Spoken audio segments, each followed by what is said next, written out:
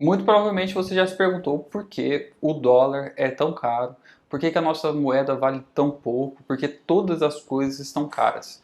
Bem, e para a gente entender esse ponto, é importante perceber que no negócio de moedas, quando a gente trata, por exemplo, do dólar ou do real brasileiro, ainda vale aquela lei básica da economia sobre oferta e demanda.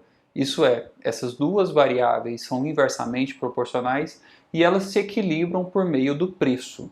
Então, quando tem muita gente querendo vender algo, quando existe uma oferta muito alta de determinado item, para que a demanda acompanhe, o preço precisa ser reduzido da mesma maneira. Quando tem uma oferta baixa, uma oferta escassa sobre determinado item, para que a demanda se equilibre, a gente precisa de elevar o preço. Bem, a gente já sabe disso. Se tem uma coisa em abundância, o preço dessa coisa em abundância geralmente é mais baixo, e se tem algo em escassez, geralmente o preço dessa coisa é mais caro. Essa lei se aplica também para as moedas. Então, o que a gente está enfrentando nesse momento?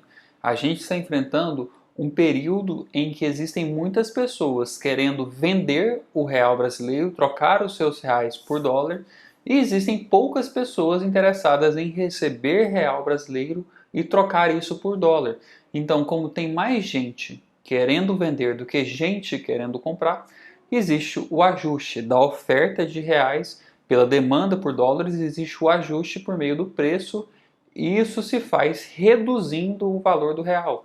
Então, quando a gente fala que o nosso câmbio está depreciado, houve a depreciação do real brasileiro, significa que o real, a nossa moeda, está mais barata se comparada com as outras, e o nosso principal parâmetro de comparação é o dólar americano. E como é que a gente resolve esse problema? Como é que a gente valoriza o real brasileiro?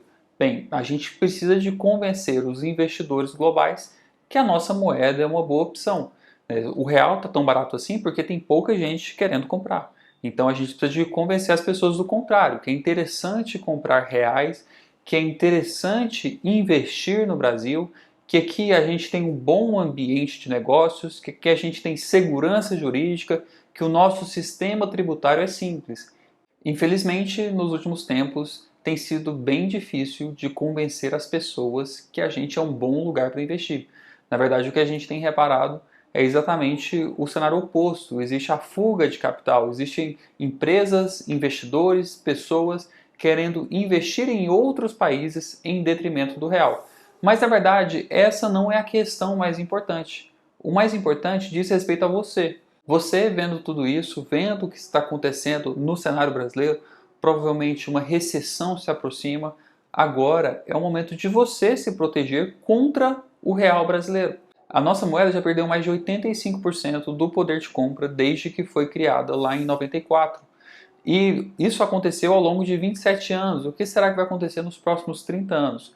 Então, você precisa se proteger, precisa investir o seu dinheiro com inteligência. E eu estou falando aqui, por exemplo, em investir em ativos nominados em moeda mais forte, como por exemplo o dólar.